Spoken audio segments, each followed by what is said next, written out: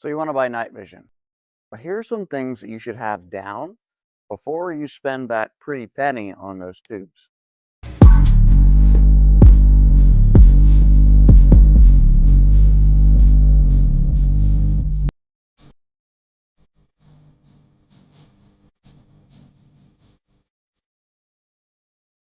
So why can I talk about this topic with a level of authority?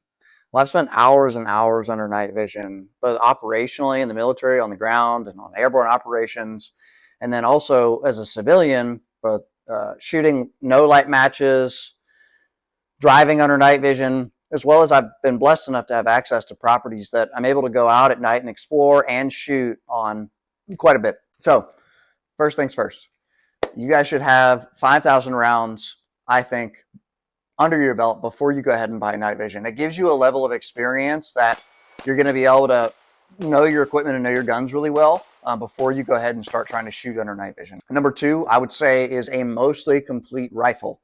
And what do I mean by mostly complete? I mean, you need a red dot, definitely a white light, and a suppressor is really a good idea. It's not necessary because you can still shoot under night vision without a suppressor for sure, and you can probably shoot like an indoor match um, under night vision without a suppressor. But if you try to shoot outdoors at any place that lets you shoot at night, most of the time they do require a suppressor, so I think it's a good idea.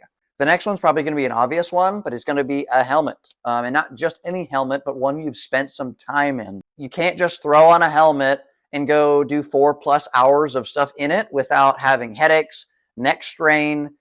You need to have perfected your helmet setup, where your pads are, how your chin strap's adjusted, your ear pro setup on it. Everyone's head's a little bit different, and this is going to be extraordinarily important.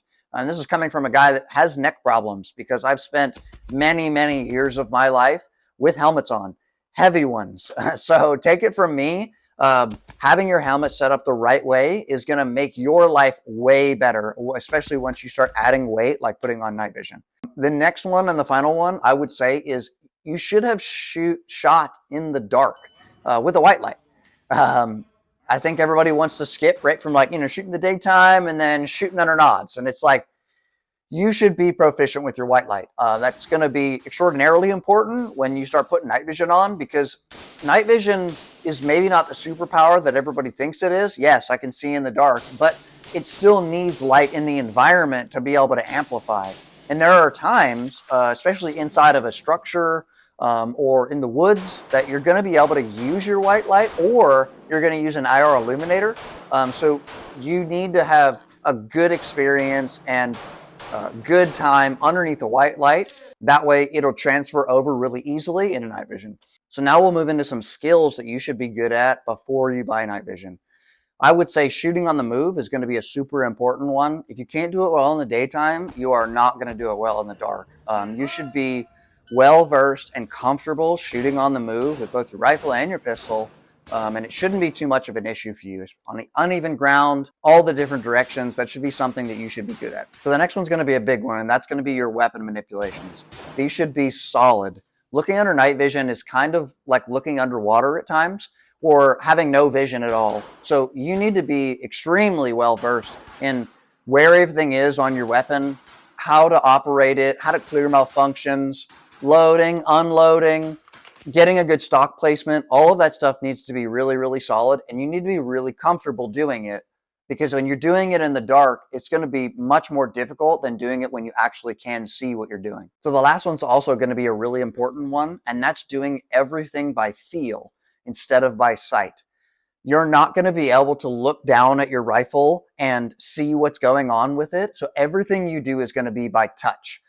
You need to know where every single thing is on your rifle.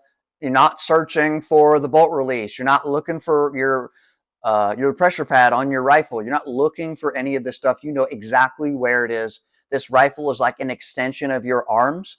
That's how it should be before you go ahead and throw night vision on.